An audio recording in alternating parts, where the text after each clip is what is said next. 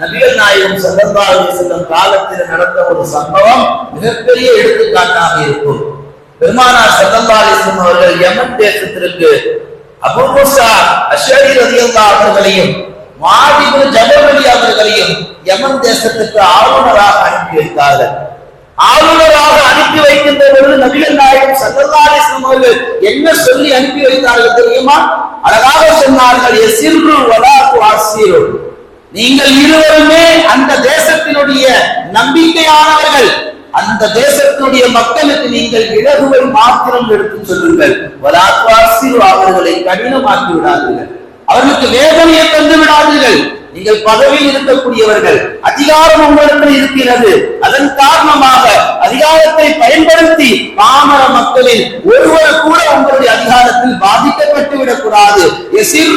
அவர்களுக்கு இலகுவை காட்டுங்கள், அவர்களுக்கு கடினத்தை தந்து விடாதீர்கள்.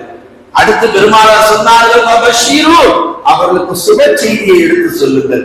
அதிகாரத்தில் இருப்பவர்கள் அப்பப்போ குட் நியூஸ் சொல்லிக்கிட்டே இருக்கணும்.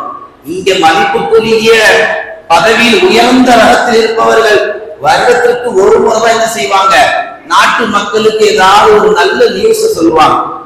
ஒரு நல்ல நியூஸ் அடைஞ்சுக்கிறது இல்ல, ஒரு நல்ல நியூஸ் கேட்கறதுக்கு கூட ஏறக்குறைய ஒரு வருஷம் காத்துட்டு இருக்கோம். இன்னைக்கு மதிப்புக்குரிய இந்த நாட்டினுடைய மதிப்புத்தக்க மரியாதைக்குரிய பிரதமர் திரு நரேந்திர மோடி அவர்கள் சொன்ன ஒரு வார்த்தை என்ன?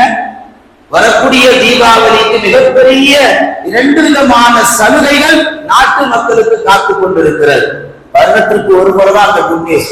ரசூலுல்லாஹ் சொன்னாங்க, உங்களுக்கு கீழ் இருக்கும் சக மனிதர்களுக்கும் பாமர மனிதர்களுக்கும் அவ்வப்போது நீங்கள் என்ன செய்யுங்கள், சுப செய்திகளை சொல்லிக் கொண்டே இருங்கள். அடுத்து பெருமானார் சொன்னார்கள், வலா துனஃபரு, அவர்களை வெறுப்படைய செய்யாதீர்கள்.